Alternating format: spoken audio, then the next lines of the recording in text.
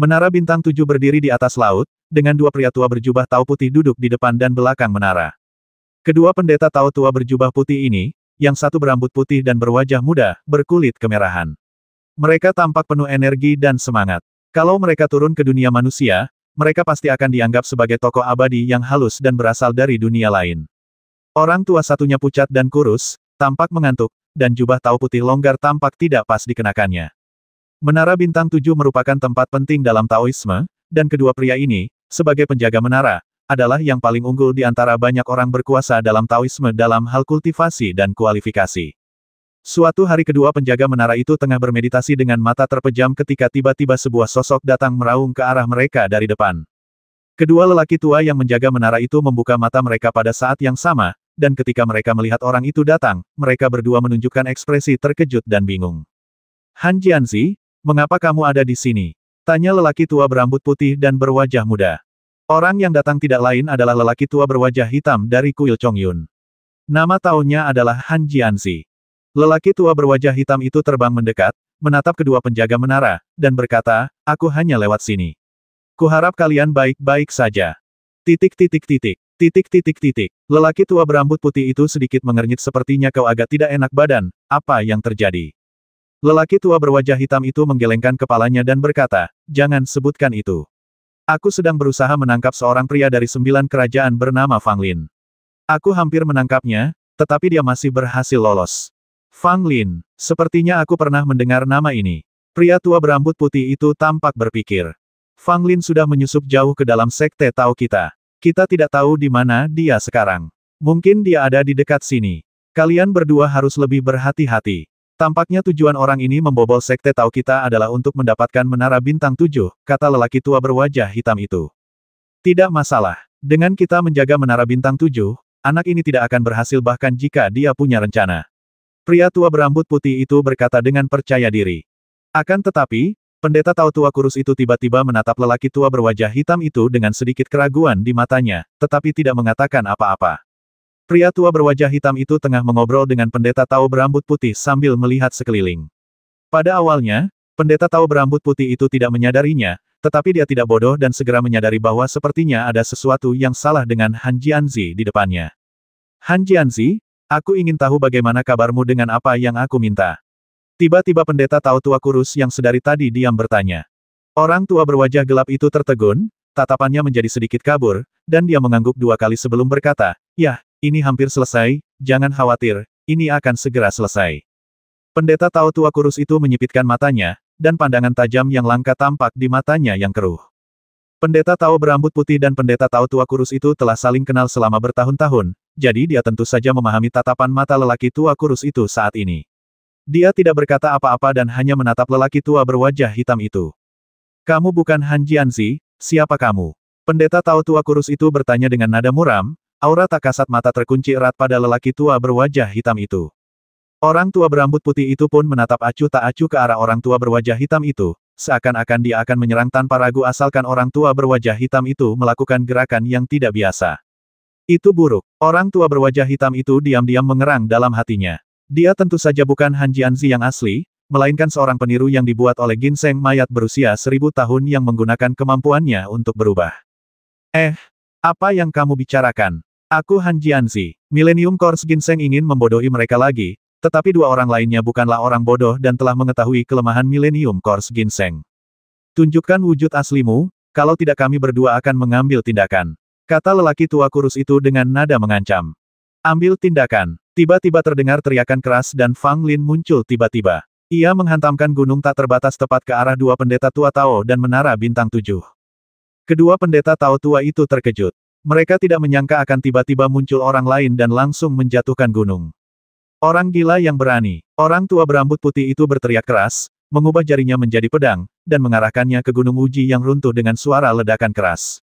Orang tua kurus itu bergerak dan muncul di belakang ginseng mayat berusia 1000 tahun itu, dan menamparkan punggung ginseng mayat berusia 1000 tahun itu dengan telapak tangan yang ganas. Bodoh amat John denganmu. Ginseng mayat berusia 1000 tahun itu mengutuk, berbalik dan meninju langsung ke arah lelaki tua kurus itu. Ekspresi lelaki tua kurus itu berubah sedikit. Dia tidak menyangka penipu ini begitu kuat. Kekuatan pukulannya tampaknya memiliki tingkat kultivasi seorang abadi yang hebat. Otang pembawa sial, aku berpura-pura sangat meyakinkan, tapi kau, orang tua, masih bisa melihat kepalsuanku. Ginseng mayat berusia 1000 tahun itu mengutuk dan menempel erat pada lelaki tua kurus itu bagaikan guk-guk gila. Pada saat ini, ginseng mayat milenium telah berubah wujud menjadi lelaki tua berwajah hitam Han Jianzi, sehingga ia memiliki kekuatan Han Jianzi dalam waktu singkat. Selain itu, ginseng mayat milenium itu sendiri sangat kuat dan tidak takut dipukul sama sekali, sehingga untuk sementara waktu, lelaki tua kurus itu ditekan oleh ginseng mayat milenium. Di sisi lain, Gunung Wuji diserang oleh seorang pria tua berambut putih. Seberkas cahaya menghantam Gunung Wuji dengan keras, dan Gunung Wuji bergetar hebat, tetapi tidak ada kerusakan. Hah! Orang tua berambut putih itu terkejut. Kekuatan jarinya dapat menghancurkan satu gunung, apalagi 100 gunung. Namun, gunung yang hitam pekat itu masih utuh, tanpa retakan sedikit pun. Fang Lin langsung menyatu dengan 7 lampu Dewa Api kuno. Setelan tempur Kirin membawa kobaran api yang menutupi seluruh tubuh Fang Lin. Sambil memegang tombak naga tulang putih, dia langsung membasmi lelaki tua berambut putih itu. Dasar bocah cari mati. Orang tua berambut putih itu tidak tahu betapa kuatnya Fang Lin. Dia baru saja merasa bahwa Fang Lin hanya berada di tingkat Ling Yuan. Sekarang dia melihat Fang Lin berani membasminya, dia tiba-tiba merasa sedikit konyol. Tetapi saat mereka mulai berkelahi, pendeta Tao tua berambut putih itu tidak bisa lagi tertawa. Fang Lin telah mencapai tingkat keabadian yang hebat dalam hal kekuatan dan fisik. Terutama dalam hal kekuatan fisik, dia jauh di depan pendeta Tao tua itu. Anak ini sangat kuat, orang tua berambut putih itu merasa ngeri. Pihak lainnya jelas hanya seorang pemuda di alam Ling Yuan, tetapi dia memiliki kekuatan yang sangat menakjubkan dan mengerikan. Itu sungguh tak terbayangkan. Orang tua berambut putih itu tidak berani lalai. Pedang perunggu muncul di tangannya dan dia bertarung dengan Fang Lin. Sementara Fang Lin bertarung dengan lelaki tua berambut putih itu, dia juga mengendalikan Gunung Wuji untuk menghancurkan Menara Bintang 7. Namun, ada lingkaran sihir di luar Menara Bintang 7, dan Gunung Wuji gagal mematahkan lingkaran sihir itu setelah beberapa kali percobaan. Kita sudah sejauh ini, kita tidak boleh gagal. Aku akan menyelamatkanmu bahkan jika itu mengorbankan segalanya. Fang Lin meraung dalam hatinya, matanya sudah merah, sama sekali mengabaikan pertahanan, dan dengan ganas menyerang lelaki tua berambut putih itu. Ah, aku sudah berusaha sekuat tenaga, gadis dugu kecil. Aku di sini untuk menyelamatkanmu. Ginseng mayat berusia 1000 tahun itu meraung berulang kali, dan aura mayat yang mengerikan menyebar.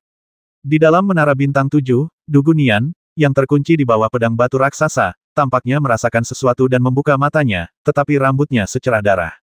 Gunung Wuji terus-menerus membombardir lingkaran sihir di luar Menara Bintang 7, dan setiap pemboman akan menyebabkan lingkaran sihir bergetar hebat.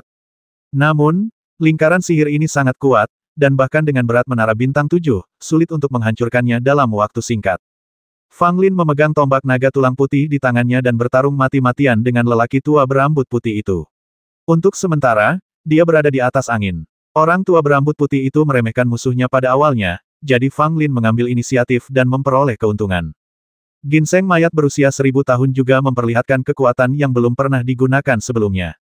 Saat gas mayat memenuhi udara, bayangan pohon kuno muncul dan menghilang dalam gas mayat yang luas. Pendeta Tao tua kurus itu melihat ki mayat di seluruh langit, dan juga melihat bayangan pohon kuno yang tersembunyi di dalam ki mayat. Dia mengerutkan kening, dan aura mengalir di telapak tangannya. Ledakan, pendeta Tao tua kurus itu merentangkan kedua telapak tangannya, dan seketika energi yin dan yang menyelimuti seluruh ginseng mayat berusia 1000 tahun itu. Hahaha, bagaimana bisa orang menyebalkan tua sepertimu menyakitiku? Ginseng mayat milenium tertawa terbahak-bahak, dan seluruh orang itu terbang keluar dari energi yin dan yang dalam sekejap. Pada saat yang sama, energi mayat agung yang dilepaskan oleh ginseng mayat berusia 1000 tahun juga menghantam ke arah lelaki tua kurus itu. Titik. Orang tua kurus itu tidak berani ceroboh. Dia menggunakan pola ikan hitam dan putih untuk menghalangi di depannya dan mengusir semua ki mayat yang datang ke arahnya. Akan tetapi, energi mayat itu terlalu kuat, dan pada awalnya Taois tua kurus itu masih dapat menahannya. Namun, lambat laun, dengan dampak energi mayat yang terus-menerus, gambar ikan hitam putih itu pun berangsur-angsur menunjukkan tanda-tanda kehancuran. Ginseng mayat berusia 1000 tahun itu tiba-tiba muncul di belakang Taois tua kurus itu dan menendangnya tepat di punggungnya. Sang Tao tua kurus pun bereaksi sangat cepat. Dengan sekejap tubuhnya, tendangan ginseng mayat berusia 1000 tahun itu bukan saja meleset, tetapi malah ditendang keras oleh Tao tua kurus itu. Otang pembawa sial kau, beraninya kau menendangku. Ginseng mayat milenium mengumpat dengan keras, dan dengan lambaian tangannya, sebuah pohon kuno yang terbentuk dari kondensasi energi mayat digenggam di tangan ginseng mayat milenium. Begitu pohon kuno ini muncul, kilat dan guntur muncul di kedalaman langit, seolah-olah pohon ini tidak seharusnya ada di antara langit dan bumi. Ginseng mayat berusia 1000 tahun itu memegang pohon kuno di tangannya dan menyerang langsung pendeta Tao tua kurus itu. Sang Tao tua kurus tidak menyadari betapa rumitnya situasi ini, sebuah pengocok muncul di tangannya dan diayunkannya ke arah pohon kuno di tangan ginseng mayat berusia 1000 tahun itu. Penyisiran ini menimbulkan masalah. Kocokan batu virus itu sendiri juga merupakan harta yang berharga. Pendeta Tao tua kurus itu sangat menghargainya dan jarang menggunakannya saat berkelahi dengan orang lain. Ketika kocokan itu bertabrakan dengan pohon kuno, ia hancur dan berserakan, hancur total. Sebaliknya pohon purba itu masih utuh, tanpa masalah apapun, bahkan tampak lebih kokoh daripada sebelumnya. Sang Tao tua kurus merasa ngeri, hanya setengah dari kocokannya yang tersisa di tangannya. Dia merasa sangat sedih sesaat, karena ini adalah harta karun yang sangat dia hargai, dan sungguh sulit baginya untuk tega menghancurkan harta karun itu dalam sekejap. Terlebih lagi, pendeta Tao tua kurus itu dapat melihat bahwa saat kocokan itu bersendewa dengan pohon kuno itu, semua kekuatan di dalam kocokan itu seakan-akan ditelan paksa oleh pohon kuno itu, sehingga kocokan itu menjadi sangat rentan, sementara pohon kuno itu menjadi semakin kuat. Apa-apaan benda ini? Orang tua kurus itu diam-diam terkejut. Setelah menyaksikan kekuatan pohon kuno itu, dia tidak berani melawan ginseng mayat berusia 1000 tahun dengan mudah. Ayo, kenapa kau lari, orang menyebalkan tua? Lawan aku 300 ronde. Ginseng mayat berusia 1000 tahun itu mencengkeram pohon tua itu dan terus mengejar lelaki tua kurus itu. Dilihat dari keadaannya, pendeta Tao tua kurus itu tampaknya akan segera dikalahkan. Situasi pertempuran di pihak Fang Lin agak menemui jalan buntu. Meskipun Fang Lin memiliki beberapa kelebihan pada awalnya, pendeta Tao tua itu bukanlah orang biasa-biasa saja. Dia dengan cepat membalikkan keadaan, membuat Fang Lin mustahil memperoleh lebih banyak keuntungan. Untuk sementara, keduanya bertarung secara seimbang dan tidak jelas siapa yang diuntungkan. Fang Lin merasa cemas. Dia hanya tinggal selangkah lagi untuk menyelamatkan Du Gunian. Dia hanya perlu meledakkan menara bintang 7.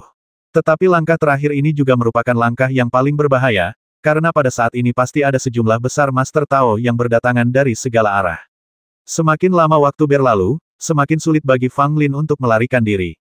Dan orang yang paling dikhawatirkan Fang Lin adalah wanita misterius itu. Jika dia muncul, Fang Lin tahu bahwa dia tidak akan mampu menghadapinya. Hasil terbaiknya adalah dia tidak muncul. Dengan cara ini, bahkan jika dia menghadapi beberapa dewa abadi yang hebat, dia masih memiliki kesempatan untuk membawa Du Gunian pergi. Hasil terburuknya adalah Du Gunian tidak diselamatkan, melainkan ia sendiri meninggal di sini. Tentu saja, ini adalah sesuatu yang sangat mungkin terjadi, dan Fang Lin mengetahuinya dengan sangat baik. Namun, saat ini dia tidak dapat lagi mundur dan hanya bisa berjuang sampai akhir. Tak ada yang mengatakan bahwa dia tidak akan kembali sampai dia menabrak tembok. Bahkan jika dia benar-benar menabrak tembok, Fang Lin akan menghancurkannya secara langsung, bahkan jika itu berarti dia jatuh ke tanah atau kepalanya berdarah. Melihat Gunung Wuji tidak mampu menghancurkan formasi sihir Menara Bintang 7 untuk waktu yang lama, Fang Lin menjadi tidak sabar. Dia menamparkan tas 9 istana, dan boneka ajaib yang memegang pedang ajaib itu langsung melesat menuju Menara Bintang 7. Tidak bagus. Kelopak mata pendeta Tao tua kurus dan pendeta Tao tua berambut putih itu berkedut. Gunung tanpa batas tidak dapat menghancurkan formasi sihir Menara Bintang 7, tetapi itu tidak berarti bahwa Ibel keluarga Long tidak dapat membelah formasi sihir tersebut. Di bawah komando Fang Lin, boneka ajaib itu datang langsung ke Menara Bintang 7 dan menebas Menara Bintang 7 dengan pedang ajaib di tangannya. Ledakan. Kekuatan pedang ini tidak hanya mengguncang lingkaran sihir yang melindungi Menara Bintang 7, tetapi juga menyebabkan seluruh Menara Bintang 7 bergetar hebat. Du Gunian, yang berada di dalam menara, dan 4 orang lainnya yang dipenjara di Menara Bintang 7, semuanya merasakan menara bergetar. Sepertinya ada sesuatu yang terjadi di luar. Di dalam menara, seorang pria berwajah tegas berpakaian hijau berkata dalam hati.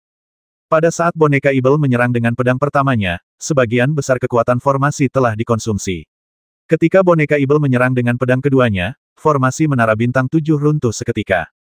Namun, saat lingkaran sihir itu runtuh, sinar pedang berterbangan dari segala arah dan menghantam boneka sihir itu, sehingga boneka sihir itu tidak dapat menggunakan pedang ketiganya untuk menyerang. Saya melihat seorang Taois berjubah putih datang ke arah saya sambil membawa pedang terbang, ekspresinya serius dan alisnya sedikit berkerut. Di sisi lain, Fang Lin juga diserang dari kedua sisi. Wang Linlang dari Istana Taisang tiba-tiba muncul dan mengepung Fang Lin bersama lelaki tua berambut putih itu. Ginseng mayat berusia 1000 tahun tidak berada dalam situasi yang jauh lebih baik. Seorang Taois muda yang memegang token giok dan seorang Taois tua kurus bekerja sama untuk menangani ginseng mayat berusia 1000 tahun. Wajah Fang Lin tampak sangat jelek. Apakah dia masih agak lambat? Para guru Tao telah tiba. Apakah saya sungguh akan gagal di sini? Fang Lin, waktu kematianmu telah tiba. Pendeta Tao berjubah putih memegang pedang Liu Yue di tangannya dan menatap Fang Lin dengan acuh tak acuh, seolah-olah dia sedang melihat mayat. Fang Lin menggertakkan giginya dan tidak mengatakan apapun. Sudah sangat sulit baginya untuk berhadapan dengan Wang Linlang dan lelaki tua berambut putih itu sendirian. Meskipun Fang Lin sangat kuat pada saat itu, dia hampir tidak mungkin menandingi dua dewa abadi itu. Boneka Ibel tidak bisa lagi menyerang menara bintang 7. Sang Taois berjubah putih menggunakan jari-jarinya untuk menggerakkan pedang dan menghalangi boneka Ibel di luar menara bintang 7. Di kejauhan, lebih banyak guru Tao tiba di sini satu demi satu. Fang Lin, kamu seharusnya puas bahwa kamu telah hidup sampai hari ini. Wang Linlang mencibir dan menyerang dengan kejam, setiap gerakannya ditujukan pada titik vital. Fang Lin bertarung melawan dua dewa abadi sendirian. Sekalipun Fang Lin sedang dalam kondisi puncaknya saat ini dan memegang senjata-senjata ajaib di tangannya, ia tetap tidak mampu menahan kekuatan kedua tuan ini. Setelah menderita serangkaian luka, Fang Lin memaksa dirinya menelan darah yang mengalir ke tenggorokannya, mengambil segenggam pil di mulutnya, dan langsung menuju menara bintang 7. Segel tertinggi. Fang Lin melakukan seni bela diri kuil, dan energi spiritual langit dan bumi di sekitarnya berkumpul di antara tangan Fang Lin. Sebuah segel emas muncul dan jatuh dengan berat ke arah menara bintang 7. Ledakan. Menara 7 bintang berguncang hebat, seakan-akan akan runtuh kapan saja. Fang Lin hanya sempat menyerang menara bintang 7 satu kali sebelum dia terjerat oleh Wang Linlang dan pendeta Tao berambut putih lagi dan sama sekali tidak dapat melepaskan diri. Di sisi lain, Millennium Course Ginseng tidak hanya harus berhadapan dengan pendeta Tao tua, tetapi juga harus berhadapan dengan seorang pemuda yang memegang Ordo Giok. Kultivasi pemuda ini bahkan lebih tinggi daripada pria tua kurus itu. Token giok di tangannya juga merupakan harta yang sangat kuat. Cahaya yang dipancarkannya mempunyai efek menekan ki mayat, membuat mumi tua itu sendiri merasa sangat tidak nyaman. Otang pembawa sial nih bocah, situasinya nggak bagus nih. Lo mau kabur nggak? Ginseng mayat milenium menahan pohon kuno dan memaksa lelaki tua kurus itu mundur lagi, lalu menerima serangan telapak tangan dari pemuda itu. Meskipun tidak terluka parah, jelas bahwa Millennium Course Ginseng tidak dapat menghentikan kedua pria ini. Melarikan diri, Fang Lin mengumpat tanpa menoleh. Sayang, kali ini aku akan dibasmi olehmu. Ginseng mayat berusia 1000 tahun itu memiliki wajah yang sedih, tetapi kemudian bergegas menuju lelaki tua kurus dan lelaki muda itu, tampak seperti orang yang tak kenal takut. Fang Lin ingin memanggil boneka Ibel ke sisinya untuk berbagi tekanannya, tetapi boneka Ibel dihentikan oleh Taois berjubah putih dan sama sekali tidak dapat menolongnya. Meskipun Fang Lin berurusan dengan Taois berambut putih dan Wang Linlang, dia juga memperhatikan Taois berjubah putih. Setelah melihatnya menyerang boneka ajaib beberapa kali, Fang Lin cukup terkejut. Kekuatan pendeta Tao berjubah putih ini sungguh luar biasa, bahkan tampaknya melebihi kekuatan boneka sakti itu. Fang Lin tidak tahu siapa pendeta Tao berjubah putih ini, tetapi mungkin hanya ada segelintir orang dalam Taoisme yang memiliki kekuatan seperti itu. Dengan kekuatan boneka Ibel, tidak banyak lawan di alam keabadian besar, apalagi yang bisa menekannya. Pendeta Tao berjubah putih ini tidak hanya menekan boneka Ibel, tetapi juga terlihat santai dan tidak menggunakan kekuatan penuhnya. Ini agak menakutkan. Di kejauhan, lebih banyak guru Tao tiba, termasuk 3 dewa abadi. Fang Lin mengenali salah satu dari mereka, dia adalah Chang Yunxi. Hanya ada sekitar selusin makhluk abadi kecil lainnya, belum lagi para prajurit Ling Yuan. Bukan hanya 3 kekuatan Tao saja, tetapi bahkan banyak kekuatan Tao kelas 2 dan 3 yang telah mengirim orang ke sana. Ini jelas menunjukkan sikap mengepung dan menekan Fang Lin. Sebagian besar guru Tao, kecuali para monster tua yang menyendiri, disingkirkan. Sekte Tao mengerahkan kekuatan besar hanya untuk membasmi Fang Lin yang hanya berada di alam Ling Yuan. Fang Lin tersenyum pahit dalam hatinya. Lagi pula, orang-orang dari Sekte Tao telah tiba lebih dulu. Sebelum dia bisa mendobrak menara bintang 7, orang-orang dari Sekte Tao sudah tiba. Namun demikian, Fang Lin tetap tidak putus asa. Meskipun sekarang dia menghadapi situasi di mana tidak ada peluang untuk bertahan hidup, Fang Lin tidak akan menyerah. Ini adalah jalan terakhir. Kuharap aku bisa bertahan sedikit lebih lama. Fang Lin bergumam pada dirinya sendiri. Tiba-tiba Fang Lin menepuk dadanya, dan seteguk darah menyembur keluar. Aura yang sangat menakjubkan terpancar dari tubuh Fang Lin, dan tingkatan Fang Lin saat ini juga terus meningkat. Akan tetapi, pendakian ini bukanlah peningkatan tingkatan yang sebenarnya, melainkan Fang Lin untuk sementara memperoleh kekuatan yang setara dengan tingkatan tertentu dengan harga tertentu. Haha, kau ingin menukar nyawamu dengan kekuatan. Itu hanya akan membuatmu mati lebih cepat. Wang Linlang mencibir dan menatap Fang Lin dengan tatapan menggoda. Fang Lin tertawa keras. Vitalitas yang awalnya kuat dalam tubuhnya kini semakin melemah, rambutnya pun sedikit memutih. Dalam sekejap, Fang Lin datang di depan Wang Linlang. Yang terakhir tidak bereaksi dan Fang Lin memasukkan tangannya ke dalam jantungnya. Baru setelah Fang Lin mencengkeram hatinya, Wang Linlang tiba-tiba bereaksi. Dia berteriak dan menamparkan Fang Lin dengan kedua telapak tangannya, membuatnya terpental. Namun, saat Fang Lin terbang mundur, dia menarik keluar jantung Wang Linlang. Engah, darah menyembur keluar dan wajah Wang Linlang menjadi pucat. Dia menatap dadanya, di mana ada lubang berdarah. Jantungnya hilang, dan darah mengalir keluar dari lubang itu seperti air mancur. Fang Lin tertawa terbahak-bahak, tampak gila dan ganas, memegang jantung merah cerah yang berdetak di tangannya, memancarkan vitalitas yang melonjak. Para guru Tao yang baru saja tiba di sini semuanya tercengang.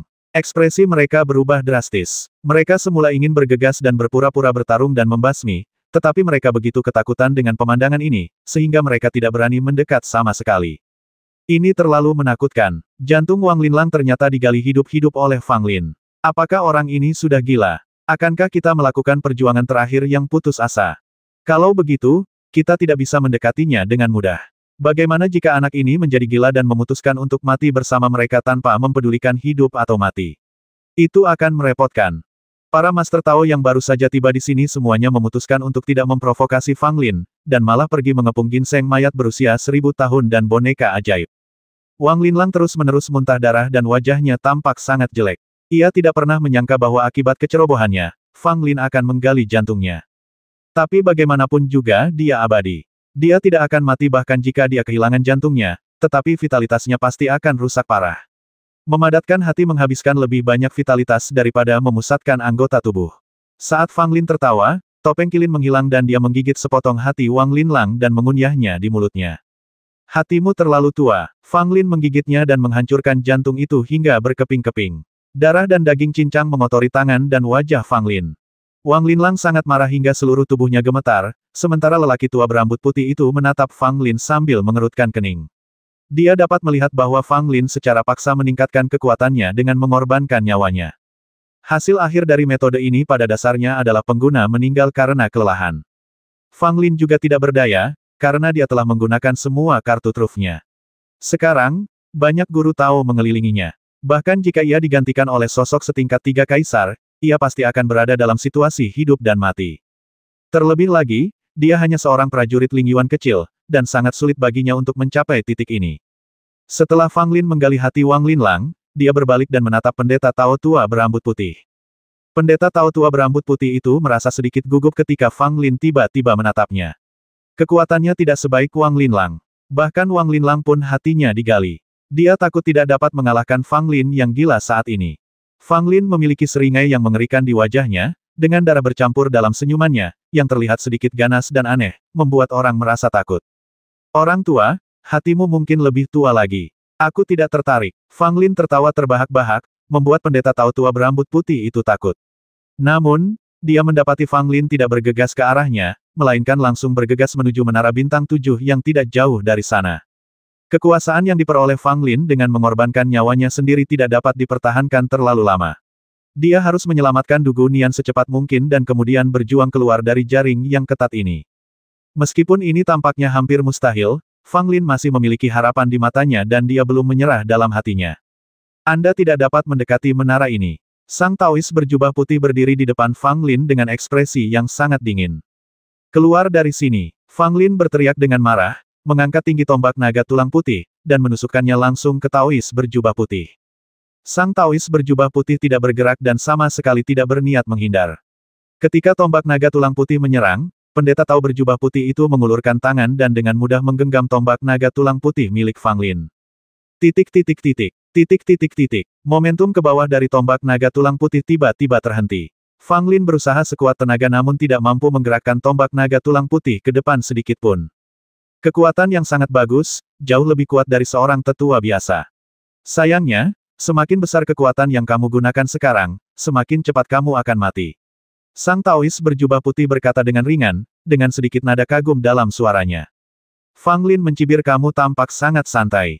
Pendeta Tao berjubah putih tersenyum tipis lumayan.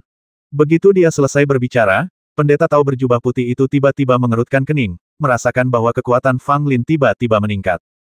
Tombak naga tulang putih berderak saat bergerak mendekati pendeta Tao berjubah putih, hanya 3 inci dari wajahnya. Fang Lin mengeluarkan raungan tumpul dari tenggorokannya, matanya memerah, dan dia mencurahkan seluruh kekuatannya. 3 inci, 2 inci, 1 inci. Sang Taois berjubah putih akhirnya bersikap serius, tidak lagi santai seperti sebelumnya. Kekuatan Fang Lin saat ini sedemikian rupa sehingga bahkan seorang ahli Tao seperti dia harus berusaha sekuat tenaga untuk menghadapinya, kalau tidak, kemungkinan besar dia akan terbalik. 1 inci terakhir jarak ini terasa seperti dunia yang jauh, membuat Fang Lin merasa tak berdaya dan tak berdaya. Keduanya mengerahkan seluruh kekuatan mereka, dan tombak naga tulang putih tiba-tiba hancur berkeping-keping. Fang Lin bereaksi sangat cepat dan menginjak langsung wajah pendeta Tao berjubah putih itu dengan kaki surgawinya. Pendeta Tao berjubah putih mengarahkan jarinya tepat di bawah kaki Fang Lin. Tiba-tiba, kaki Fang Lin seperti tertusuk pedang tajam. Sebuah lubang berdarah muncul dan darah mengalir keluar. Akan tetapi, Fang Lin tidak peduli dan menendang pendeta Tao berjubah putih itu hingga terpental. Jubah pendeta Tao berjubah putih yang bersih itu juga ternoda oleh darah yang mengalir dari kaki Fang Lin, membuatnya tampak agak menyedihkan. Fang Lin menendang pendeta Tao berjubah putih itu, mengabaikan luka di kakinya, dan menggunakan jurus kaki surga 9 lapis secara maksimal, tiba di depan menara bintang 7 dalam waktu singkat. Menatap menara bintang 7 yang menjulang tinggi di depannya, Fang Lin sama sekali tidak ragu dan memusatkan seluruh kekuatannya di tinjunya. Tinju kilin, tinju naga sejati. Dia melayangkan kedua tinjunya secara bersamaan, menghantam menara bintang 7 dengan keras. Untuk sesaat, menara bintang 7 bergetar hebat, dan cahaya di menara itu tampak sangat redup. Tapi menara ini masih sangat stabil. Sekalipun Fang Lin memukul sekuat tenaga, dia tetap tidak dapat menghancurkan menara itu. Pendeta Tao berpakaian putih mencoba menghentikannya lagi, tetapi Fang Lin menerima pukulannya secara langsung. Dia merasakan sesak di dadanya, tetapi dia tidak merasakan nyeri apapun. Dengan sekali tepukan tas 9 istana, sebuah tombak kuno muncul di tangan Fang Lin, dan aura pembasmi pun terangkat. Kamu sudah mencapai jalan buntu. Sebaiknya kamu berhenti berjuang. Itu hanya akan menambah penderitaanmu. Pendeta Tao berpakaian putih itu berkata demikian sementara pedang Liu Yue di tangannya tidak pernah keluar dari sarungnya. Aku akan menusukmu sampai mati. Itulah tanggapan yang terkesan vulgar terhadap pendeta Tao berpakaian putih. Fang Lin datang langsung ke arahnya dengan tombak kuno di tangannya. Tanpa gerakan yang tidak perlu, dia menikam pendeta Tao berpakaian putih itu dengan tombaknya dengan segala cara. Sang Taois berpakaian putih menggelengkan kepalanya dan hendak mengambil tindakan untuk menghentikan serangan putus asa Fang Lin, namun tanpa diduga Fang Lin berpura-pura dan tidak menyerangnya sama sekali. Sebaliknya, dia melemparkan tombak kuno di tangannya langsung ke seseorang yang tidak jauh darinya. Orang itu tak lain adalah pendeta Tao tua kurus yang sedang mengepung ginseng mayat berusia 1000 tahun. Hati-hati, Sang Taois berpakaian putih segera memperingatkan.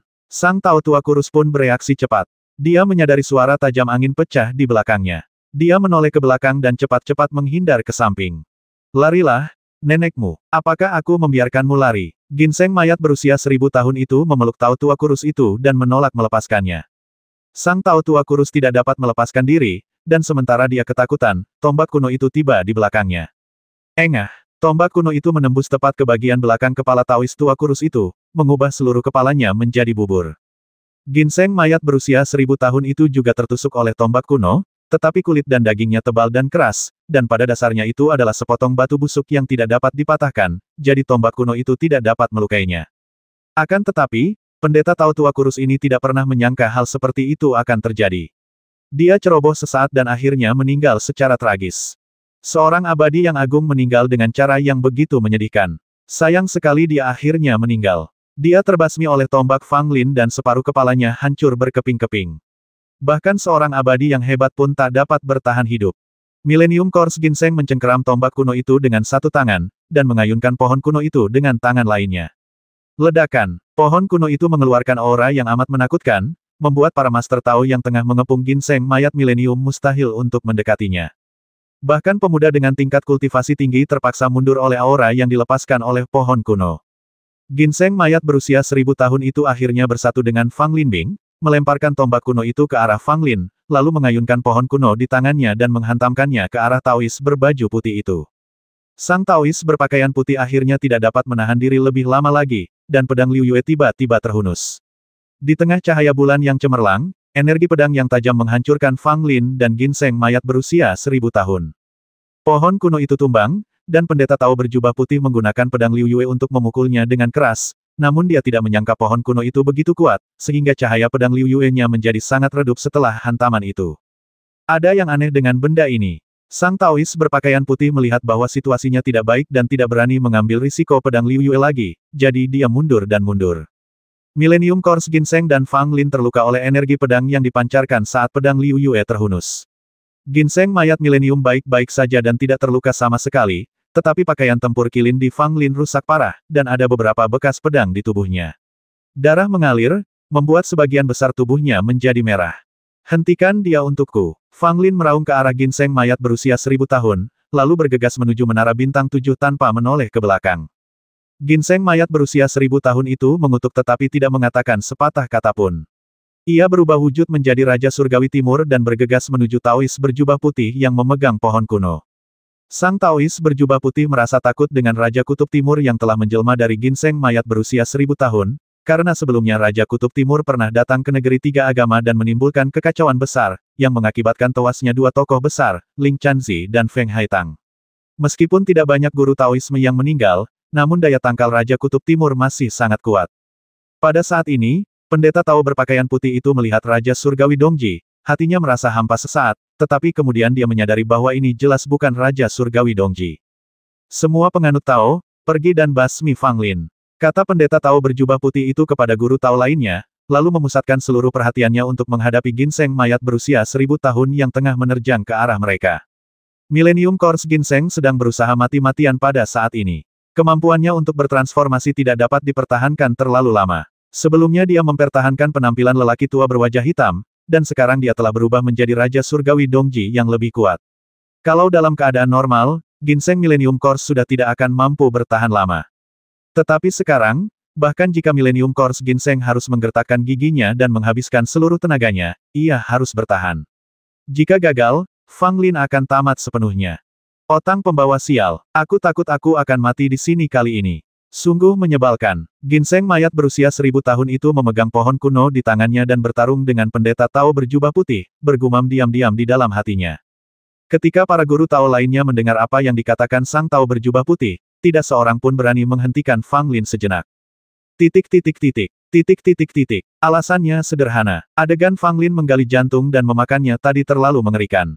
Terlebih lagi, Fang Lin juga membasmi seorang dewa agung dengan tombak, yang membuat semua guru Tao yang hadir tercengang.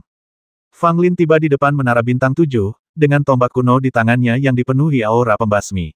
Dia mengabaikan segalanya dan memukul menara bintang 7 dengan keras dengan tombaknya. Ledakan, menara 7 bintang bergetar hebat, dan cahaya di menara akhirnya redup sepenuhnya, tanpa jejak cahaya tersisa.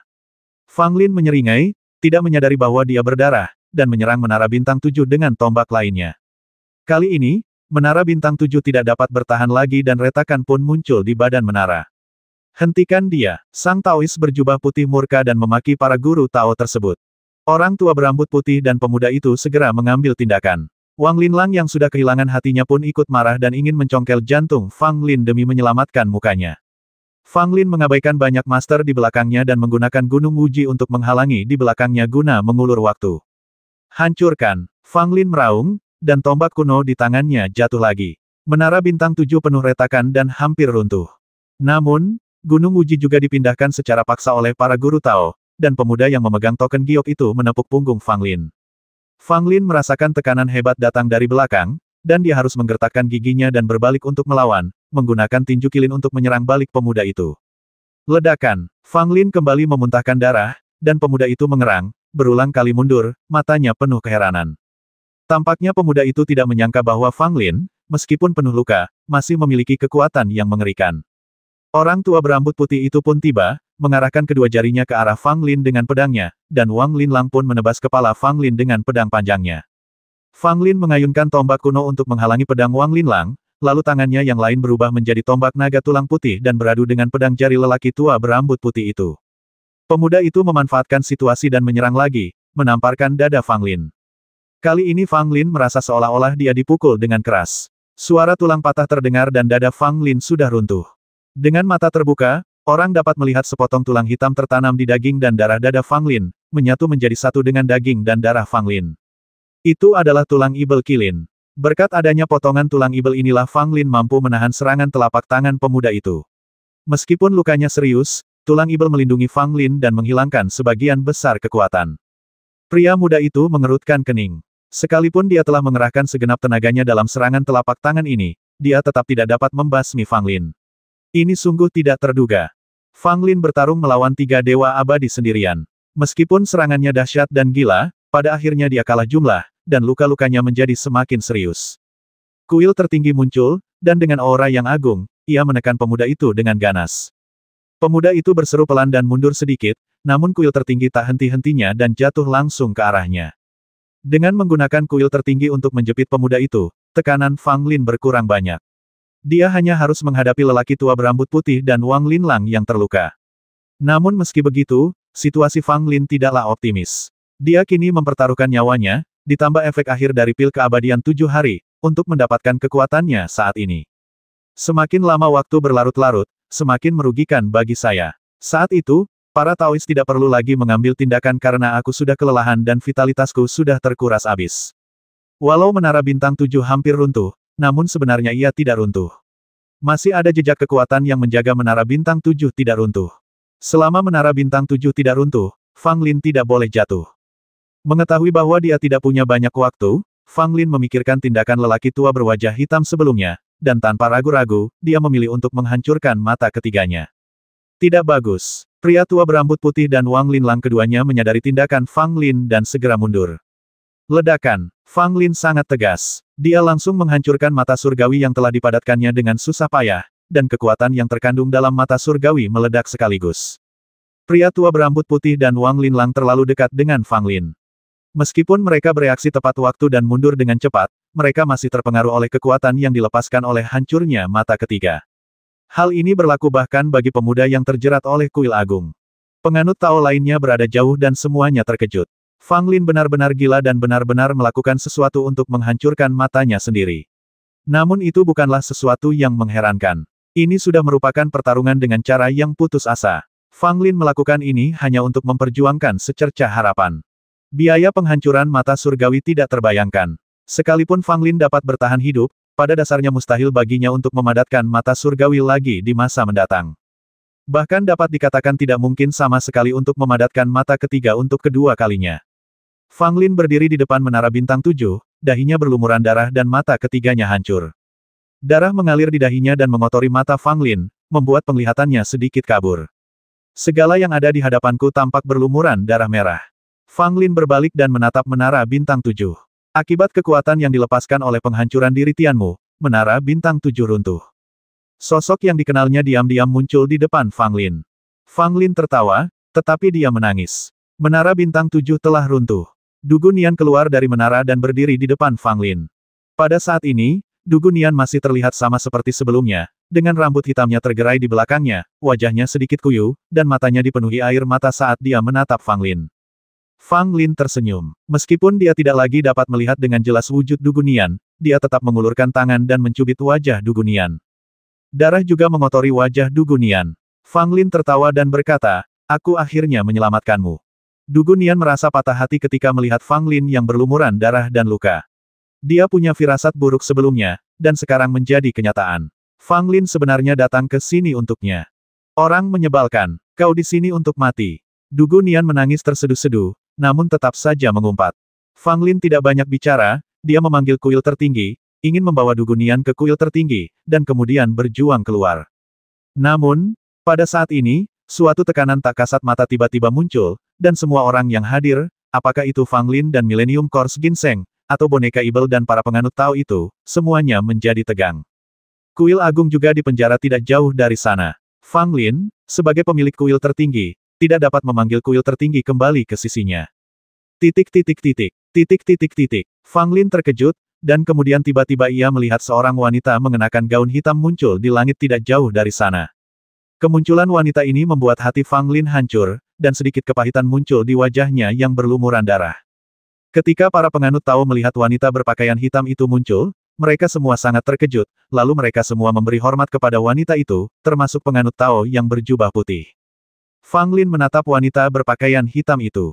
Meskipun dia belum pernah melihatnya sebelumnya, intuisinya mengatakan bahwa dia seharusnya adalah wanita di gua kuno Sekte Xixia.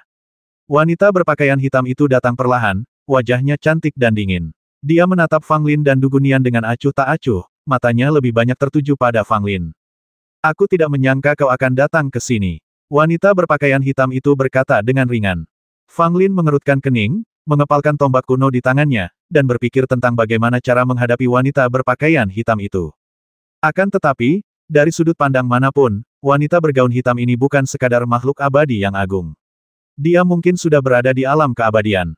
Bahkan ketika Fang Lin berada dalam kondisi terbaiknya, ia tidak dapat bertarung melawan orang kuat abadi itu, belum lagi Fang Lin kini berada dalam kondisi yang buruk, dengan luka-luka di sekujur tubuhnya dan bahkan mata ketiganya hancur.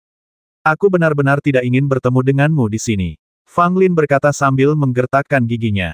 Wanita berpakaian hitam itu tersenyum. Dia tampak sangat cantik ketika tersenyum, seolah-olah tidak ada lagi senyum yang indah di dunia. Kau jauh lebih kuat daripada saat kau masih di Sekte Xixia. Jika kau bersedia membantuku saat itu, mungkin aku bisa menyelamatkan hidupmu hari ini, kata wanita berbaju hitam. Fang Lin tersenyum dan berkata, bagaimana sekarang? Apa yang akan kamu lakukan? Senyum tipis di wajah wanita berpakaian hitam itu lenyap, digantikan oleh ekspresi jijik yang mendalam. Kamu sangat mirip dengan seseorang di masa lalu, dan bahkan kepribadianmu pun sangat mirip.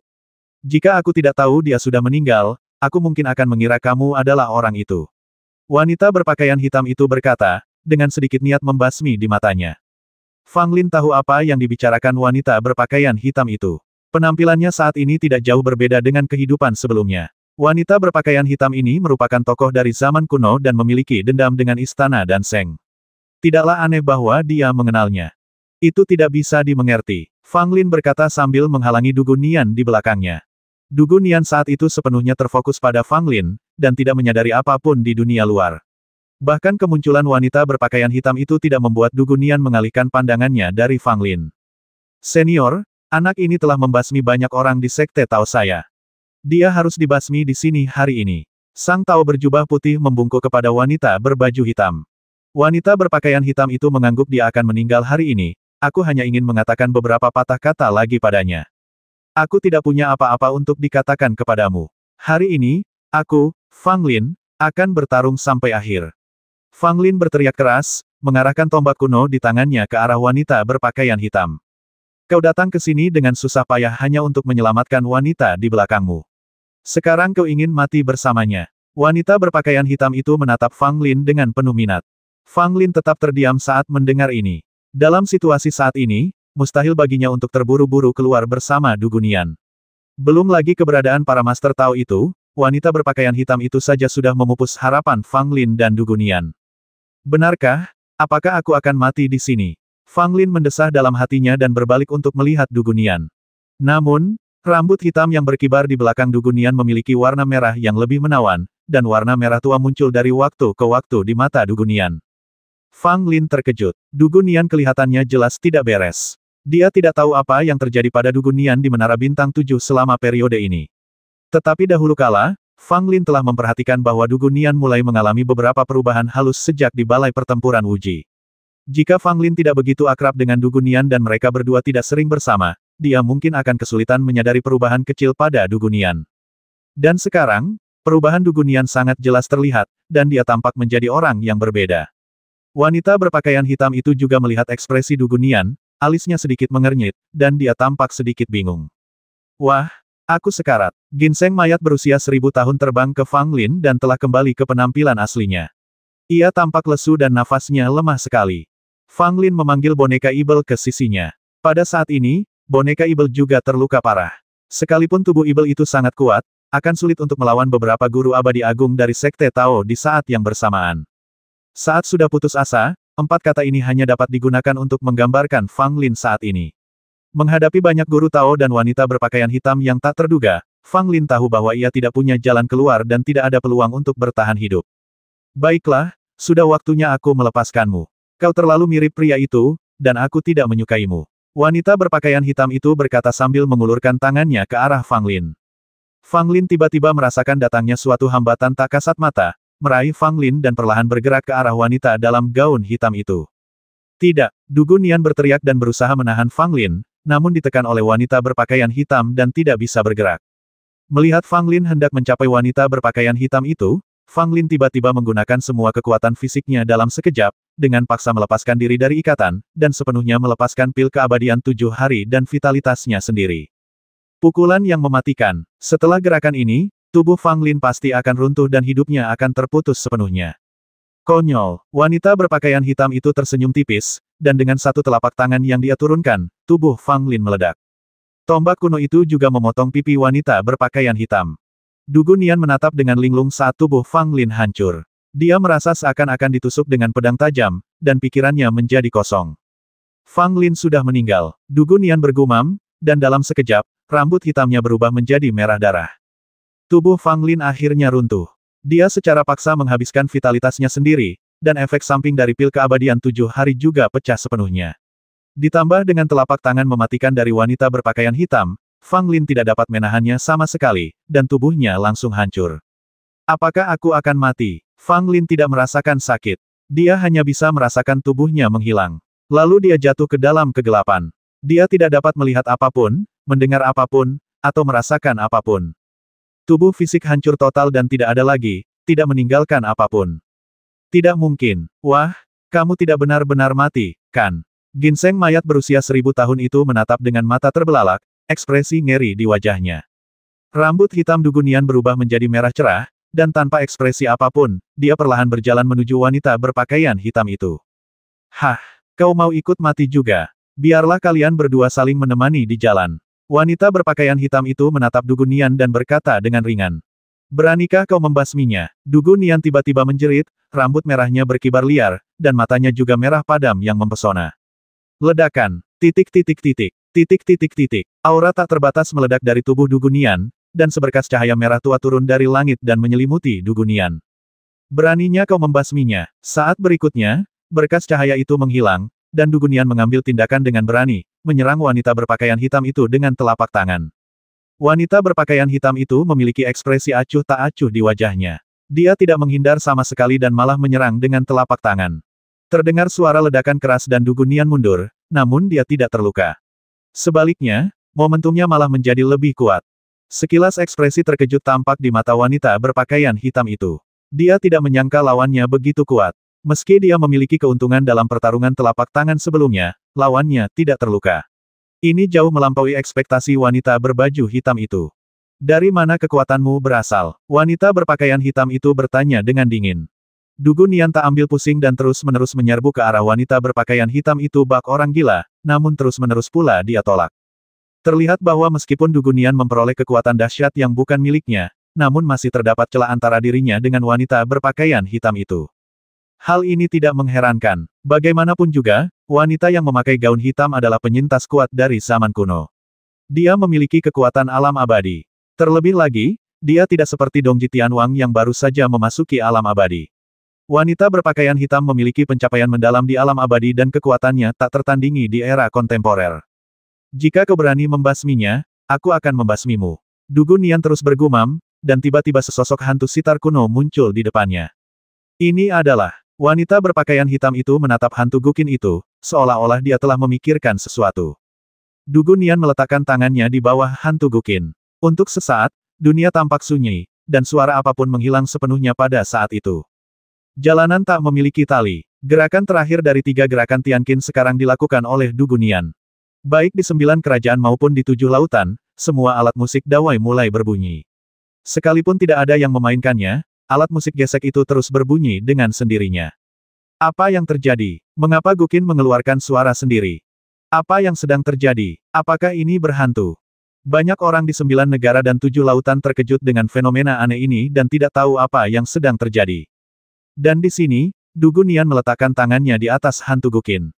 Suara-suara yang berkumpul dari segala arah kini terkondensasi di antara tangan Du Gunian. Ini adalah suara dan kekuatan yang dikeluarkan oleh semua alat musik gesek di dunia. Pada saat ini, ia diserap oleh Dugunian menggunakan sarana dao besar dan menjadi bagian dari 3 jurus Tianqin terakhir Dugunian. Ketika senar tidak lagi memiliki senar, bunyinya menjadi lebih redup dan lebih seperti cara agung. Langit dan bumi ada dalam genggaman Anda, betapa luas dan menakjubkannya, itulah yang disebut jalan agung tanpa ikatan. Ini adalah cara yang ajaib dan unik dalam menggunakan suara piano untuk mewujudkan kekuatan langit dan bumi, dan kekuatannya tak terduga. Saat suara piano tiba-tiba terdengar, para penganut Tao di sekitar terpukul keras, para dewa memuntahkan darah dan terpental mundur, bahkan ada yang meninggal di tempat. Wanita berpakaian hitam itu merasakan ada yang tidak beres, dan sambil melangkah mundur, ia terus membuat jejak telapak tangan, mencoba menghalangi suara piano yang luar biasa kuatnya. Jejak telapak tangan itu terus runtuh, sama sekali tidak mampu menghalangi alunan musik piano yang datang. Wajah wanita berpakaian hitam itu tiba-tiba berubah, dan dia tiba-tiba menunjuk dengan satu jari. Dengan satu titik, 3 aura berbeda berkumpul di ujung jari. Itu hanya gerakan jari yang sederhana, tetapi tampaknya mengandung banyak seni bela diri yang mendalam. Cahaya Buddha, jiwa mulia, Yin dan Yang. Kekuatan yang dimiliki para pendekar 3 agama itu kini terkumpul di jari wanita berpakaian hitam. Satu jari mengubah 3 agama. Suara piano dan kekuatan jari-jari bertabrakan, menyebabkan gelombang besar di permukaan laut, yang memengaruhi area dalam radius ribuan mil. Semua penguasa ketiga agama merasa khawatir, bahkan banyak orang kuat yang tinggal jauh di 9 negara pun merasakannya. Dugunian memuntahkan seteguk darah, ekspresinya menjadi lebih dingin dan lebih sunyi, dan wanita berpakaian hitam itu akhirnya tidak lagi setenang sebelumnya. Ada bekas darah di pipinya, yang disebabkan oleh tombak kuno Fang Lin. Darah mengucur keluar dari ketujuh lubangnya, yang disebabkan oleh suara piano Dugunian. Ya ampun, kapan kau menjadi begitu kuat, gadis? Ginseng mayat berusia 1000 tahun bersembunyi di balik Dugunian dan tidak terpengaruh. Dugunian kembali menatap ginseng mayat milenium. Ginseng mayat milenium yang selama ini suka bicara omong kosong, langsung terdiam dan tak berani bicara setelah ditatap oleh mata merah Dugunian. Hahaha, aku tidak pernah terluka selama bertahun-tahun. Kau adalah orang pertama yang menyakitiku sejak kita melarikan diri. Wanita berpakaian hitam itu tiba-tiba tertawa, tampak sangat bahagia. Kamu seharusnya tidak membasminya. Dugunian mengucapkan kata-kata itu, tetapi dia juga batuk berulang kali. Dia meletakkan tangannya pada hantu Guqin lagi, bersiap untuk memainkan dao agung tanpa tali lagi. Di antara para penganut Tao, hanya sedikit yang abadi yang tersisa. Pada saat itu mereka ketakutan dan berlarian ke segala arah, karena takut suara piano yang mengerikan itu akan terulang lagi dan mereka tidak akan sanggup menanggungnya. Bahkan pendeta Tao berjubah putih, yang memiliki tingkat kultivasi yang begitu tinggi, terluka parah oleh suara piano itu, apalagi orang lain. Pada saat ini, bola api tiba-tiba mulai menyala di tempat tubuh Fang Lin ambruk. Perubahan mendadak ini mengejutkan Dugunian dan wanita berpakaian hitam itu. Api muncul secara tiba-tiba, seakan-akan muncul begitu saja dari udara tipis, lalu membakar dengan semakin hebatnya. Sosok itu samar-samar terlihat bergoyang di dalam api. Fang Lin, meskipun Dugunian telah berubah menjadi penampilannya saat ini, dia masih teringat Fang Lin dan memanggilnya dengan terkejut. Wanita berpakaian hitam itu tampak tidak percaya, tetapi kemudian dia mengerti. Ternyata itu adalah jiwa. Aku tidak menyangka bahwa anak ini memiliki kesempatan sebesar itu dan jiwanya begitu kuat. Bahkan jika tubuhnya menghilang, jiwanya masih ada. Wanita berpakaian hitam itu berkata, dan cahaya jari terbang ke arah api, mencoba untuk memusnahkan jiwa Fang Lin sepenuhnya. Dugunian muncul di samping api dan menggunakan tubuhnya untuk menghalangi jari wanita berpakaian hitam. Selama kamu masih di sini, aku tidak akan membiarkanmu mati. Dugunian melindungi api itu dengan kedua tangannya, tersenyum dan meneteskan air mata. Pedang panjang yang transparan menebas langsung dari atas kepala Dugu. Kemudian, Dugunian dengan wajah pucat, perlahan-lahan menyatukan jiwa Fang Lin ke dalam tubuhnya. Aku akan memotong separuh jiwaku, agar jiwamu dapat terus ada di tubuhku. Tahan jiwamu dan hiduplah bersamamu. Keluarga Dugu memiliki teknik rahasia keluarga yang dapat memadatkan jiwa menjadi pedang. Pedang jiwa dapat memotong jiwa orang lain, atau dapat juga memotong jiwa diri sendiri. Dugunian menggunakan jiwanya sebagai pedang dan memotong separuh jiwanya sendiri, sehingga jiwa Fang Lin bisa berada dalam tubuh Dugunian. Tahan jiwamu dan hiduplah bersamamu. Perbuatan ini menyebabkan kerugian besar bagi Dugunian, dan kerusakan pada jiwanya tidaklah sepele. Namun, Dugunian sama sekali tidak ragu dan sangat tegas saat memotong kepala jiwa tersebut, yang menunjukkan betapa dia peduli terhadap Fang Lin. Sekalipun Fang Lin hanya memiliki satu jiwa tersisa, Du Gunian akan menjaganya dan tidak akan membiarkan jiwa Fang Lin menghilang di antara langit dan bumi. Sekalipun harus mengorbankan apapun, Du Gunian akan melakukannya. Kau memotong separuh jiwamu demi jiwa orang yang sudah meninggal. Sungguh sulit untuk dipahami. Wanita berpakaian hitam itu berkata dengan wajah muram saat melihat tindakan Du Gunian. Du Gunian mengabaikan perkataan wanita berpakaian hitam itu. Dia merasakan kehadiran Fang Lin, hidup berdampingan dengan jiwanya. Perasaan ini membuat Du Gunian sangat puas. Akan tetapi, kerusakan yang disebabkan oleh terputusnya separuh jiwanya juga terlihat jelas pada saat ini. Du Gunian sudah terluka parah dan tidak bisa lagi melakukan jurus Dao Wuxian Agung yang mengguncang bumi seperti yang baru saja dilakukannya. Sepertinya kau punya hubungan yang dalam dengan anak ini, tapi sayangnya dia sudah meninggal. Bahkan jika kau memaksanya untuk tetap hidup, itu akan bertentangan dengan keinginan surga. Lagi pula, kau tidak bisa meninggalkan tempat ini hidup-hidup. Wanita berpakaian hitam itu berkata sambil menunjuk lagi. Titik. Gerakan yang sebelumnya menghalangi Dadao Wuxian milik Du Gunian muncul lagi, dan seni bela diri dari tiga agama semuanya ditampilkan dalam satu jari, dengan kekuatan yang tak terbayangkan. Du Gunian mengulurkan tangannya dan ingin memainkan Guqin hantu lagi, tetapi tangannya gemetar dan dia tidak bisa memainkannya sama sekali. Cahaya jari itu menyerang dengan kekuatan yang luar biasa dan menghantam tubuh Du Gunian dengan keras. Du Gunian memuntahkan darah dan terbang mundur. Tidak ada tanda-tanda kesakitan di wajahnya, tetapi dia tampak lebih kuyu. Fang Lin, kamu bergegas ke sini untuk menyelamatkanku, tapi aku tidak punya kekuatan untuk membawamu pergi. Du Gunian bergumam pada dirinya sendiri, seolah-olah dia berbicara pada dirinya sendiri, atau seolah-olah dia berbicara pada Fang Lin yang sudah tidak ada. Ginseng mayat berusia 1000 tahun menyaksikan Du Gunian memuntahkan darah dan terbang mundur tidak jauh. Ada tatapan kasihan di matanya. Ia menggertakkan giginya dan menyerbu ke arah wanita dalam gaun hitam itu bagaikan orang gila. Bodoh amat John dengan nenekmu. Aku tidak peduli dengan hidupku lagi. Gadis Dugu, lebih baik kau lari. Ginseng mayat berusia 1000 tahun itu meraung, dan bentuk tubuhnya berubah dan berubah menjadi wujud Dongji Tianwang lagi. Mencari kematian. Ketika wanita berjubah hitam itu melihat ginseng mayat berusia 1000 tahun itu berlari ke arahnya, tatapan matanya berubah dingin, dan ribuan sinar jari melesat keluar, menuju ginseng mayat berusia 1000 tahun itu. Ginseng mayat berusia 1000 tahun itu tidak menghindar sama sekali, tetapi menggunakan tubuhnya untuk menahan sinar jari yang menyerang, dan bergegas menuju wanita berpakaian hitam itu tanpa mempedulikan apapun. Keluar dari sini. Wanita berpakaian hitam itu menamparkan kepala ginseng mayat berusia 1000 tahun itu hingga membuatnya menjerit kesakitan. Namun, ginseng mayat berusia 1000 tahun itu tidak mundur selangkah pun.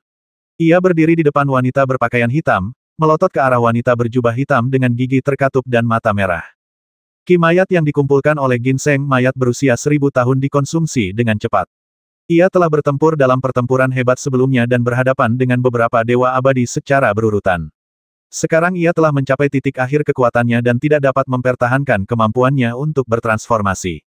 Namun, demi menahan wanita berpakaian hitam itu, agar Du Gunian dapat melarikan diri bersama jiwa Fang Lin, ia tetap berdiri di depan wanita berpakaian hitam itu tanpa menghiraukan apapun, sekalipun itu berarti harus menghabiskan ki mayat yang amat berharga di dalam tubuhnya. Otang pembawa sial, sebelumnya aku merasa gelisah dan cemas, dan kali ini aku benar-benar harus mati di sini. Sayang sekali, aku terlalu baik hati. Ginseng mayat berusia 1000 tahun itu menoleh ke arah Du Gunian dan tersenyum pahit dalam hatinya. Du Gunian menatap ginseng mayat berusia 1000 tahun itu, mengerutkan bibirnya, lalu berbalik dan melarikan diri ke kejauhan.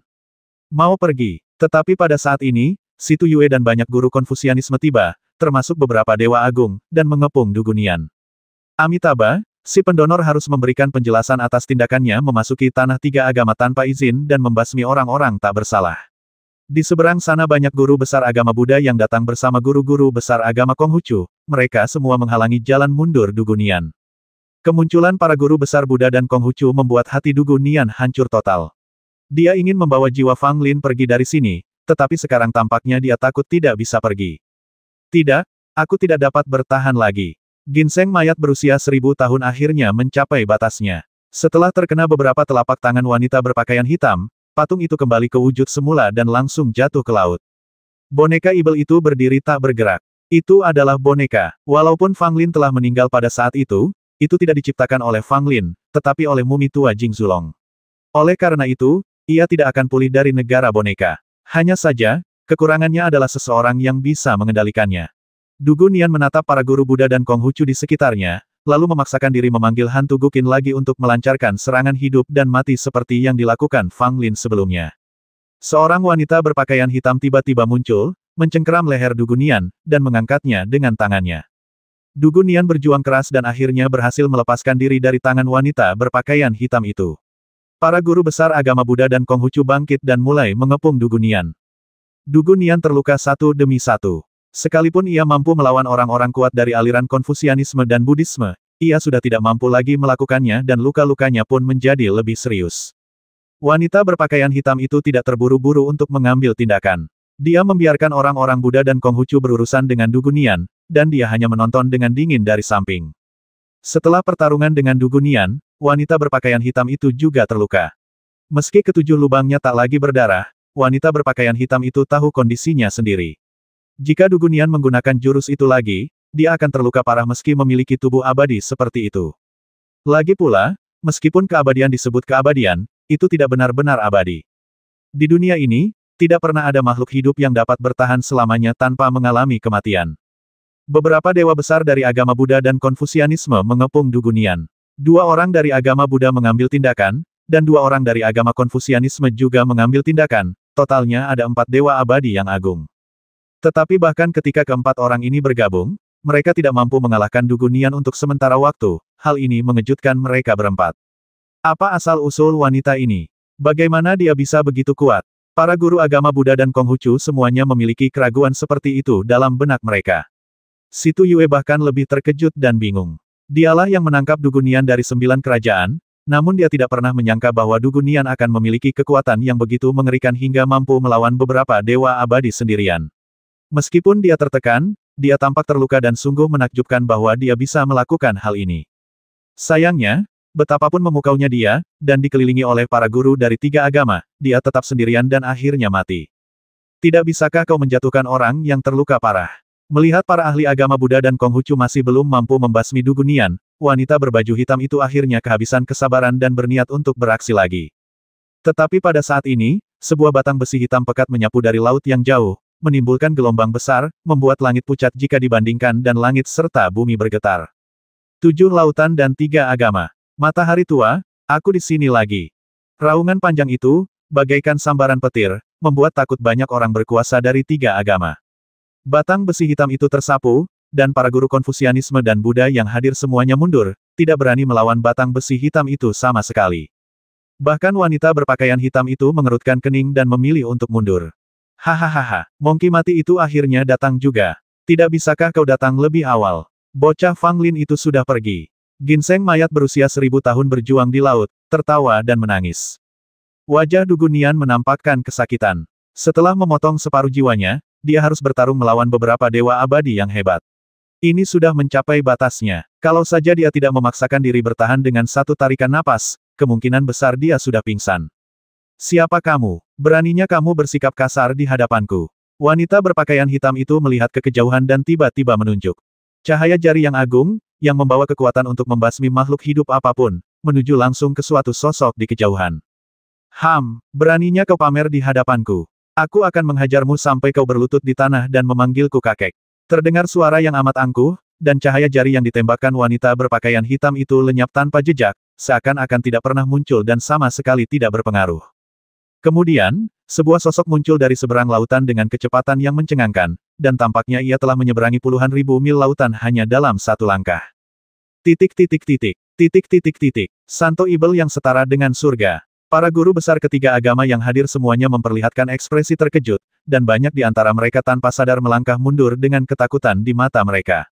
Orang yang datang itu tak lain adalah Ibel suci yang setara dengan surga dari klan binatang Ibel kontemporer.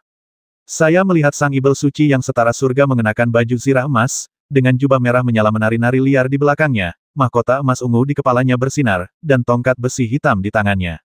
Dia tampak agung dan mengesankan. Wanita berpakaian hitam itu menatap ke arah Ibel suci yang setara surga, dengan ekspresi ketakutan muncul dari kedalaman matanya.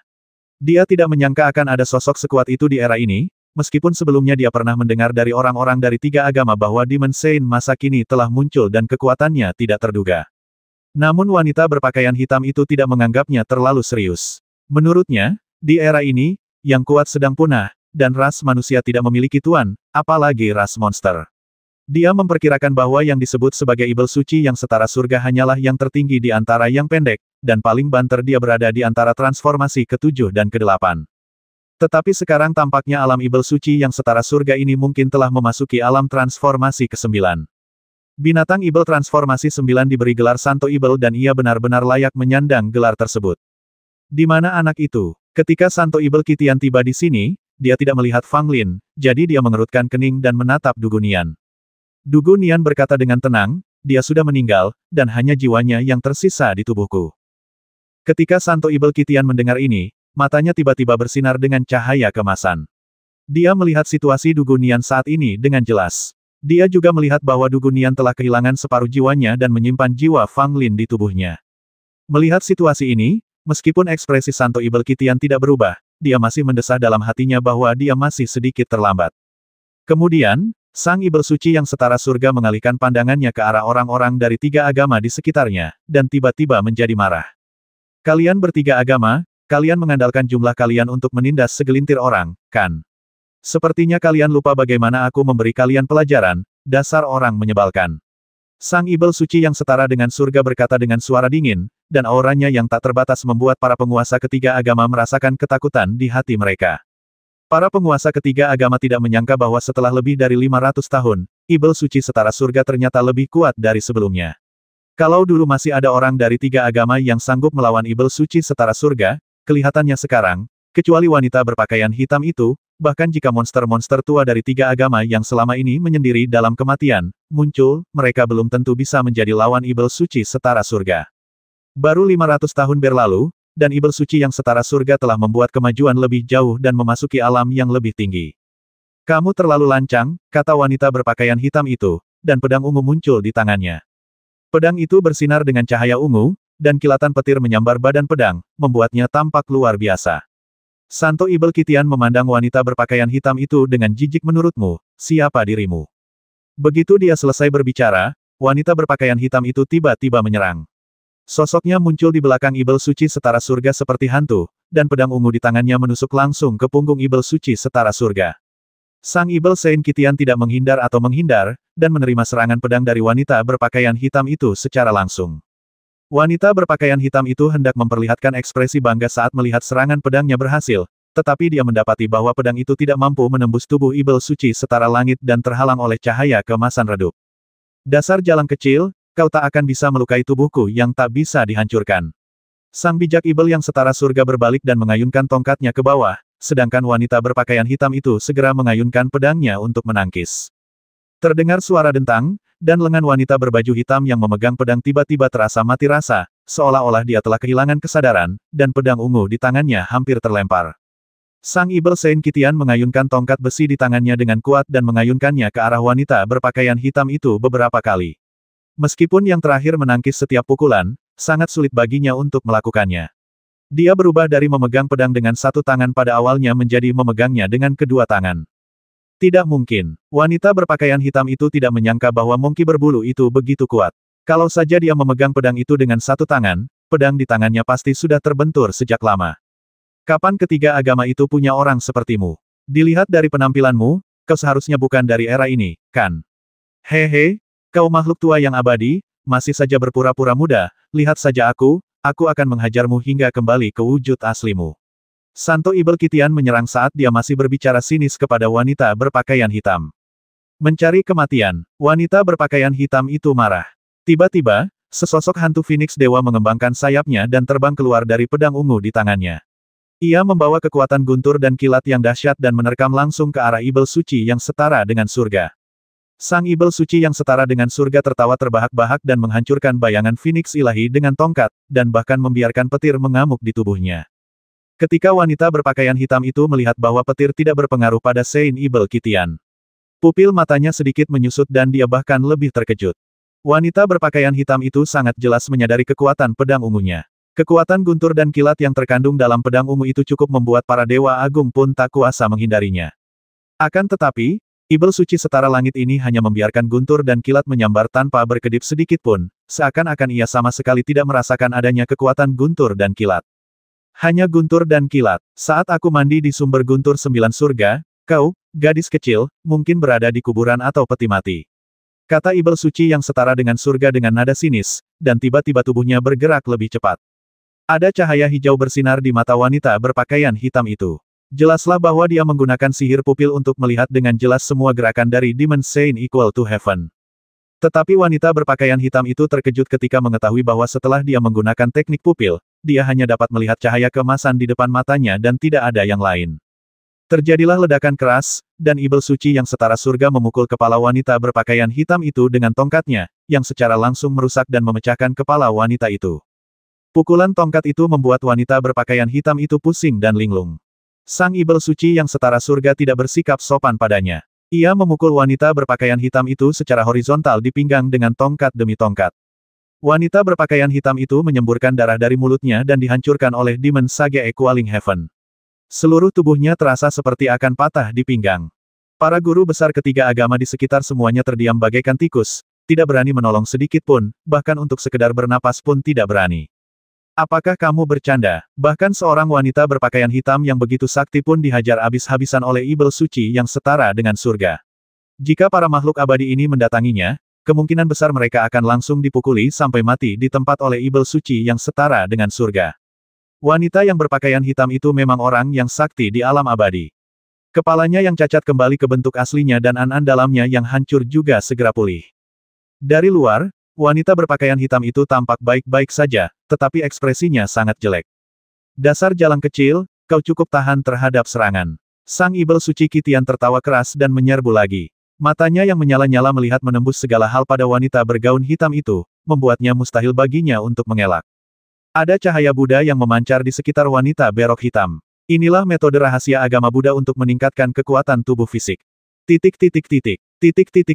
Setelah berlatih teknik rahasia ini, dia memang jauh lebih baik dalam bertarung melawan Ibel suci yang setara dengan surga. Setidaknya kepalanya tidak akan berubah bentuk hanya karena satu pukulan seperti sebelumnya. Senior, kami di sini untuk membantu. Tepat ketika wanita berpakaian hitam itu sedang dalam situasi yang buruk, sebuah sosok datang dari 3 arah. Ketiga tokoh ini masing-masing memiliki aura seorang pria kuat yang hampir abadi, tetapi bagaimanapun juga, masih ada satu langkah lagi yang kurang, dan mereka belum benar-benar memasuki alam abadi. Ketiga orang ini jelas monster tua yang ada dalam ketiga agama tersebut. Mereka tidak muncul selama bertahun-tahun, hanya untuk dapat menerobos dan memasuki alam abadi dalam satu hari. Sekarang setelah Demon Sage yang setara dengan Heaven telah tiba, wanita berpakaian hitam itu bukanlah tandingannya. Monster-monster tua dari ketiga agama tidak bisa tinggal diam lagi. Mereka tidak bisa hanya menyaksikan wanita berpakaian hitam itu dipukuli sampai mati oleh orang bijak Ibel yang setara surga. Jika itu yang terjadi, maka sia-sia saja usaha 7 lautan dan 3 agama untuk menyelamatkan wanita itu. 3 monster tua datang, masing-masing memegang harta dari 3 agama, dan mengepung Demon Saint Equaling Heaven. Ketika para penguasa 3 agama di sekitar melihat ketiga monster tua itu muncul, mereka menjadi lebih berani sejenak dan bergegas maju bersama-sama. Sekalipun semua guru dari ketiga agama itu bersatu, mengapa aku harus takut? Sang Ibel suci yang setara dengan surga mengayunkan tongkat besi di tangannya dan menyapu kedua makhluk abadi di depannya. Kemudian dia berperang sendirian melawan banyak guru dari ketiga agama tersebut. Ia tidak dirugikan sama sekali dan mengejar para guru ketiga agama tersebut dan memukuli mereka. Ketiga monster tua yang tiba tepat waktu terkejut, mereka hanya selangkah lagi memasuki alam abadi. Mereka mengira kalaupun mereka berhadapan dengan laki-laki kuat abadi yang sesungguhnya, mereka seharusnya bisa melawan kalau mereka menggabungkan kekuatan.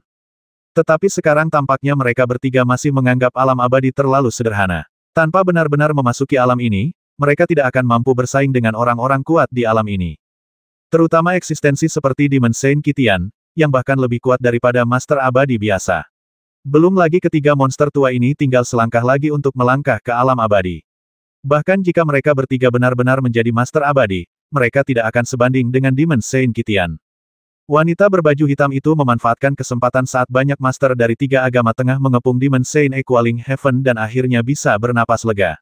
Luka-luka di tubuhnya sembuh seketika dan dia tiba-tiba menatap Dugunian yang berada tidak jauh darinya. Saat berikutnya, wanita berpakaian hitam itu datang tepat di depan Dugunian, ingin memanfaatkan kesempatan ketika Ibel Saint Kitian tidak dapat melarikan diri untuk membasmi Dugunian. Dasar jalang kecil, beraninya kau. Santo Ibel Kitian memiliki sepasang mata menyala yang dapat melihat segala sesuatu yang terjadi di sekitarnya. Tentu saja, dia memperhatikan tindakan wanita berpakaian hitam itu. Dalam kemarahannya, dia menghajar beberapa guru besar tiga aliran kepercayaan yang menghalangi jalannya hingga mereka muntah darah dan terpental mundur, lalu dia pun langsung menyerbu ke arahnya. Wanita berpakaian hitam itu tahu bahwa kesempatan itu hanya berlangsung sesaat. Dia hanya perlu membasmi Dugunian dan kemudian melarikan diri ke kedalaman 7 lautan tanpa terlibat dengan ibel suci ini. Dugunian tidak memiliki ekspresi di wajahnya. Dia hanya menatap dingin ke arah wanita dalam gaun hitam itu, wajahnya tampak sangat pucat. Mati, wanita berpakaian hitam itu mengulurkan tangan, siap untuk melenyapkan jiwa dan raga Dugunian. Ledakan, api yang berkobar menyala dari tubuh Dugunian, dan kekuatan dahsyat yang tak terbayangkan mengalir ke tubuh Dugunian. Di dalam kobaran api itu, terlihat sosok Fang Lin, namun itu bukanlah Fang Lin di kehidupan ini, melainkan Fang Lin di kehidupan sebelumnya. Tetapi tidak seorang pun dapat melihat Fang Lin di dalam api itu. Fang Lin memang meninggal, tetapi jiwanya masih ada. Jiwa Fang Lin adalah jiwa Danzun, dan kekuatan pil reinkarnasi hidup dan mati terkandung dalam jiwa Fang Lin. Jiwa Fang Lin merasakan bahaya Dugunian dan melepaskan kekuatan jiwanya untuk melindungi Dugunian. Wanita berpakaian hitam itu ingin sekali menerjang api, tetapi ia mendapati api itu sangat mengerikan. Sendewa kecil saja membuat jari-jarinya meleleh. Bagaimana ini mungkin? Wanita berpakaian hitam itu tampak terkejut, tidak dapat membayangkan perubahan mendadak seperti itu akan terjadi. Fang Lin di dalam api hanyalah bayangan yang sangat samar, yang diam-diam memeluk Dugunian dari belakang. Dugunian tidak dapat melihat Fang Lin, tetapi dia dapat merasakan kehangatan di belakangnya, seolah-olah seseorang tengah memeluknya dengan lembut. Dugunian tersenyum, dia tahu Fang Lin lah yang melindunginya. Meski raganya telah tiada, Fang Lin yang hanya tinggal jiwanya masih merasa khawatir terhadap Dugunian. Sang ibel suci yang setara surga tiba dan menatap Dugunian dengan heran, yang diselimuti api. Di bawah matanya yang menyala-nyala, sang ibel suci yang setara surga adalah satu-satunya yang melihat bayangan Fang Lin. Anak baik, aku tidak akan pernah membiarkan sesuatu terjadi pada istrimu yang masih muda. Sang ibel suci yang setara dengan surga bergumam dan bergegas menuju wanita dalam gaun hitam. Ibel Sein Kitian telah mengembangkan niat untuk membasmi.